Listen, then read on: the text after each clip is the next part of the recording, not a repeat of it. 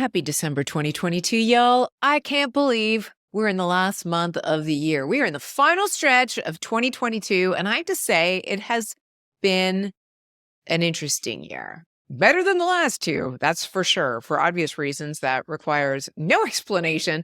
Today, I am going to plan December, and I would invite you into my Notion software to share my process of wrapping up November 2022 and laying out the groundwork for a fabulous December 2022. And without further ado, let's pop into my pooter. Okay, so here we are in my planner where I do all of my monthly, quarterly, and weekly reviews and also plan my weeks.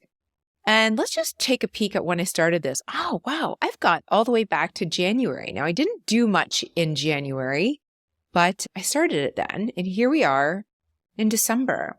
So before I start my December plan, let's just pop into November and take a look at what went down, shall we?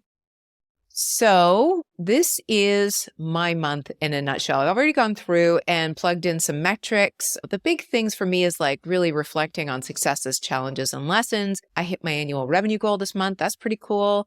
Fortunately, my energy this month has been fantastic, which is awesome. And I loved creating digital products and courses. And what I didn't love was going to a conference. So the last piece here, these are just business reflections and business revenue, my intuition, anything that kind of comes to mind. I said in my last video that I've been recording wins, and that is important for just reprogramming your limiting beliefs so you can actually do what it is you want to do. Focus on those wins. I will link that video up here. And I've done some personal reflections and then personal spending. And to be honest, guys, my personal spending is really easy to track because all of my spending is pretty much done on credit card or through my bank. I very rarely use cash anymore, which makes it really easy to track. I've got everything connected to mint.com, which is a free software. So at the end of every month, I know the total amount that I've spent each month, and it breaks it down into categories.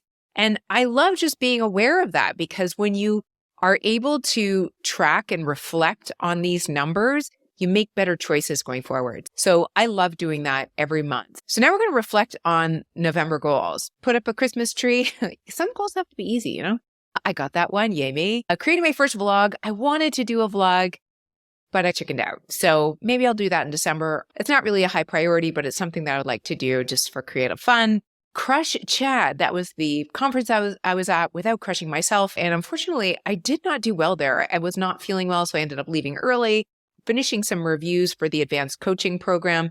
I did not get that done. I did start my project for that course, and I did record my coaching calls for that as well. So out of November, I did pretty good with my goals, but let's go ahead and create a new template in my planner. So if y'all have seen my previous video about touring my Notion template and how I use it, I start a new template and I work through a little piece of it. I do my goal planning. I work on projects and tasks.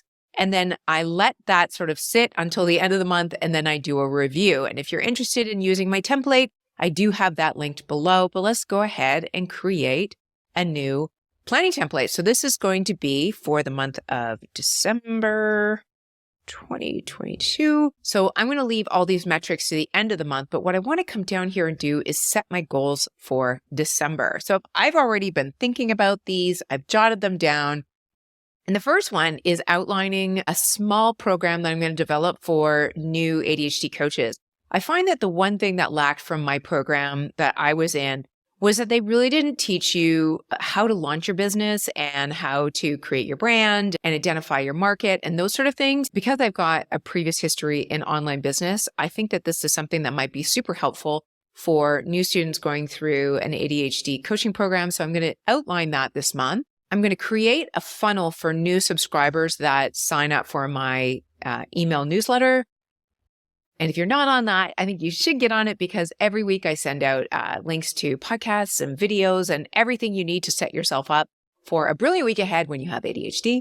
I have to start planning my trip to California. We're going to be in California for a month, and we're going to be in Arizona for a few weeks before that. So we're going to be gone for a good part of the winter, and somebody else is going to be here staying at our house. So there's a lot of things that need to get prepared in advance of that trip. And then I have some little administrative things I need to do, get my advertising turned on my website.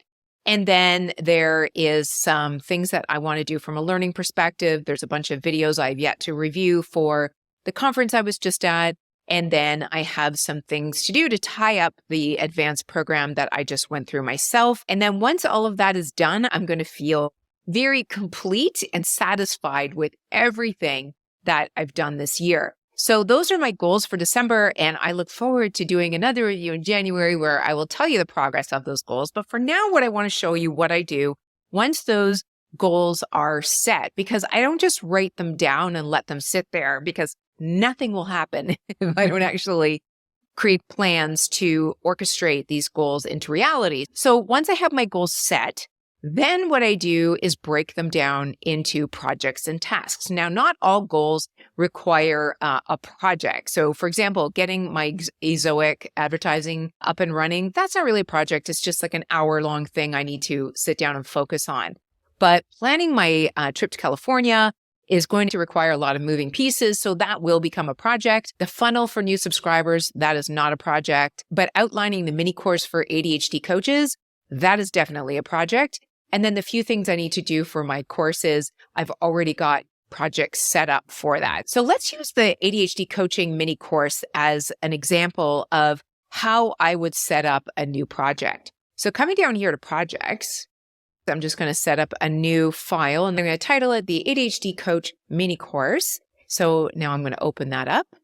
And its status is now active. Its priority, I'm going to say, is second priority. Against my pillars, which are really just the areas of life that this is attributed to, I would say that this is professional development and my business. And then the type of project is business related. Then the majority of these things I'm not going to fill out right now just to spare you, but I will relate it to a goal, which is the mini course. And that way, those two databases, goals and projects, are now synced and talk to each other. So I'm going to create a new business project template. And this is what it looks like. And then I start filling this out. So whenever I start a new project, I always like to really think about why this project, because if I don't have a very clear why, I tend to poop out halfway through. And the why for this project is that I feel like it's much needed by my fellow students and by my fellow ADHD coaches. And it also aligns well with my skills. And what done looks like is actually having a finished product that is for sale on my website. Now, since I've already filled out a goal, I won't use this. And I don't think that there's really going to be much of a budget to this outside of my time pulling it together. But what I want to start doing here is brainstorming tasks that need to get done to make this project come to life. So before I actually commit these tasks to my list, what I'm going to do is brainstorm all of the steps from that project I mentioned, the mini course. And once I have that, like this example right here, then I'll actually go through them and think about, is it descriptive enough? So for example, this last one here, schedule office hours. If I wrote that into my task list for 3 months from now, I would have no idea what it was that I was thinking of at the time that I scheduled it. So that needs to look something like schedule office hours for mini coaching course beta group in Zoom. And then I might have some, a few notes or specifics in the actual task itself so that when I go to do it, it's actionable and it's specific and I'm not going to be like, oh, and then I'll do that with all of those tasks and put them into my task list. Then what I'll do is go back up to my goal list and look for my next project that requires a breakdown of tasks, which was the California trip. So I'll do that one afterwards. And then the rest of these, I can just put directly into my task list with a very good description and a due date, and they should be clear enough. Once I have all of that done, I'll take the tasks that are due next week. I'll go into my Google Calendar and I'll start blocking off time for when I can actually get those done. So let's do all of that now. Okay, so I got a lot of my tasks filtered in already. And if you're wondering why they keep disappearing from the screen, it's just that I don't like a big long list of tasks on my page. So I set up a filter that only the tasks that are due 1 week from now will show up, and I didn't have any. So I'm just going to go ahead and remove that filter now. And all of those tasks, along with all of my other tasks, are right here. So now it's time to open up Google Calendar and get those time blocks set up. Okay, so I now have a rough outline of my week. It includes creative blocks, so I can work on my creative projects. It has a task block that I can work on admin things like getting my ad network up and running. It gives me time to record my video, my podcast, and edit before I then head to Dallas for a night to see a friend of mine and then come back and then get ready for a wedding. And that's the end of my week next week. So that is how I go through my week based on my tasks and plan everything out. And hopefully it flows without a hitch. So hope that was helpful. And I'm wishing you all a very happy December, and I'll see you in the next video.